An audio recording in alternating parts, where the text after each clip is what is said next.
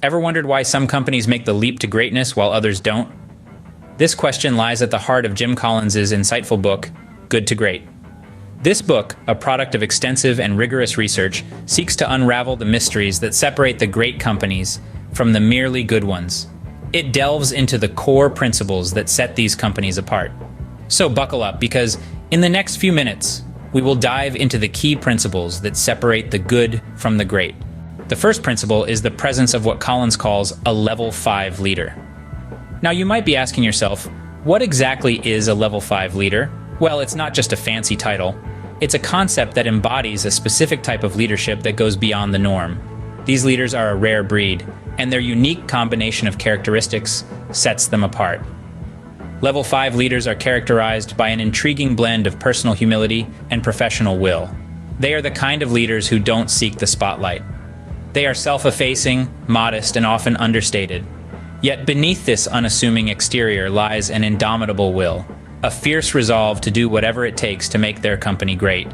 Their humility isn't a sign of weakness. Far from it. It's their secret weapon. It makes them approachable, open to ideas, and willing to accept that they don't have all the answers.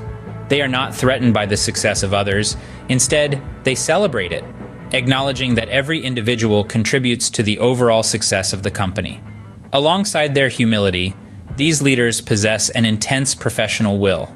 This is a burning determination, an unwavering commitment to the company's success. They are relentless in their pursuit of greatness, setting high standards and refusing to settle for good enough. They are the kind of leaders who will roll up their sleeves and get in the trenches with their team, doing whatever it takes to push the company forward. Most importantly, Level 5 leaders put the company's interests above their own. They aren't motivated by personal gain or recognition. They are driven by a deep desire to see the company succeed, to make it the best it can possibly be. They understand that their role is to serve the company, not to be served by it. This dedication, this selflessness, is what sets Level 5 leaders apart. It's what transforms good companies into great ones. It's what propels ordinary teams to achieve extraordinary results. Level 5 leaders are the driving force behind a company's transformation from good to great. The second principle is the hedgehog concept. Let's dive right in to understand this intriguing concept. Picture a hedgehog, a small and seemingly unremarkable creature, but what makes it exceptional is its singular defense mechanism, curling up into a spiky ball when threatened. Simple, but highly effective. This is the essence of the hedgehog concept, a principle that advocates for simplicity and focus.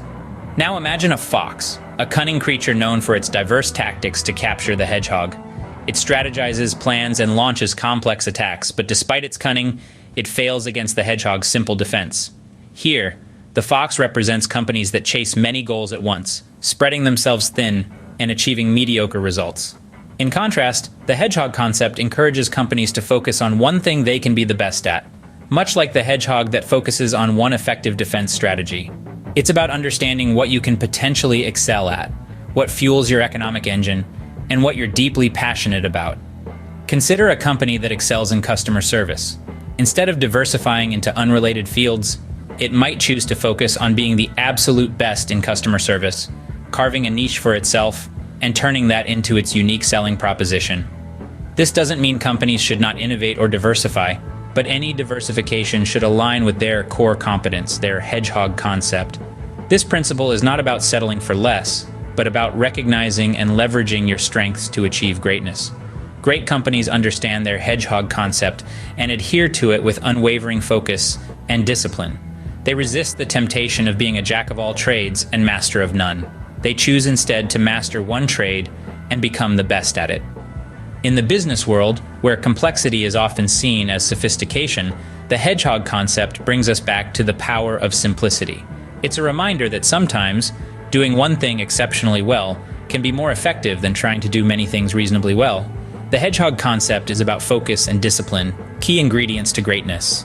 The third principle is the culture of discipline.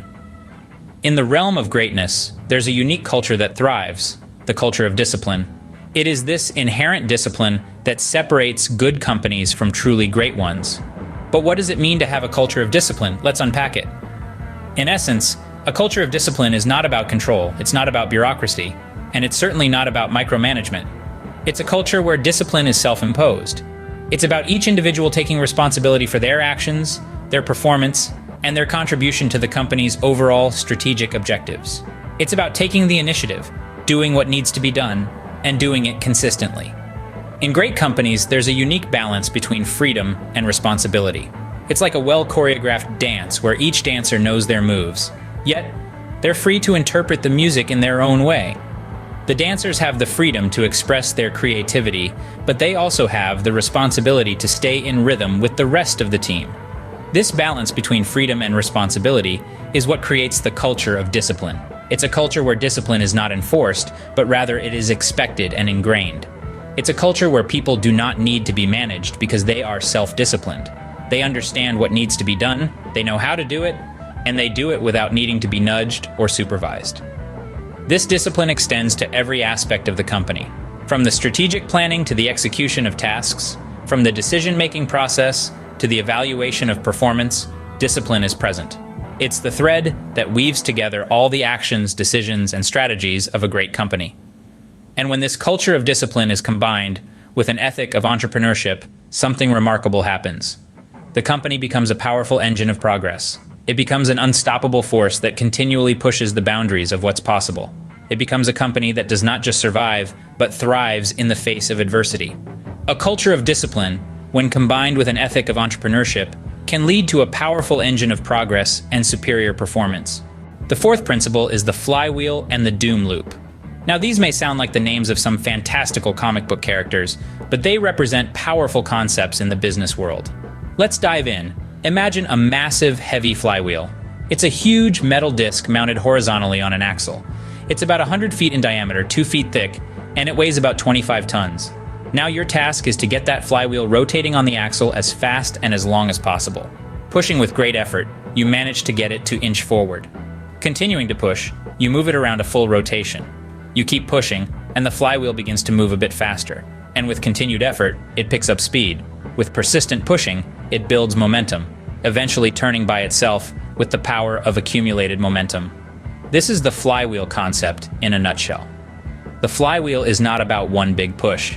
It's about consistent effort, about doing the right things, however small they may seem, over and over, which eventually leads to a point of breakthrough. It's about understanding that there are no overnight successes, just the cumulative effect of small, smart choices. On the flip side, we have the doom loop. This is what happens when there's a lack of consistency. It's the equivalent of trying to jumpstart the flywheel with one massive push, then stopping, then pushing again, then stopping. The result? The flywheel never gains momentum. It's stuck in a loop of start-stop, start-stop. This inconsistency leads to frustration, demoralization, and ultimately failure. In the world of business, the flywheel represents the process of building sustainable success, while the doom loop symbolizes the cycle of reactive, inconsistent efforts that lead nowhere. So remember, it's not about the big, heroic efforts. It's about the disciplined, consistent push. That's how you get from good to great. The flywheel and the doom loop demonstrate the importance of consistency and persistence in achieving greatness. To wrap up, let's summarize what we've learned. Firstly, we touched on the importance of level 5 leadership. This style of leadership is characterized by personal humility and professional will, a combination that drives companies from good to great.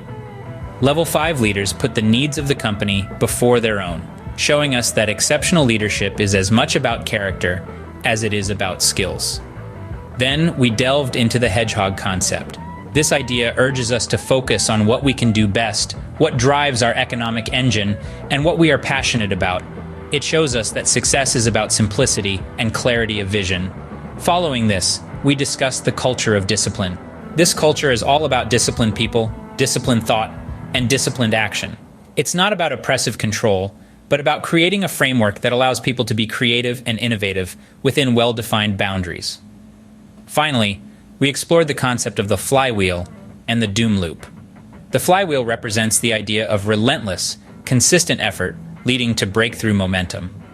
On the other hand, the doom loop signifies the pitfalls of inconsistent efforts and quick fixes. Remember, achieving greatness is not about one defining action, but a consistent and disciplined approach to progress. Until next time, keep striving for greatness.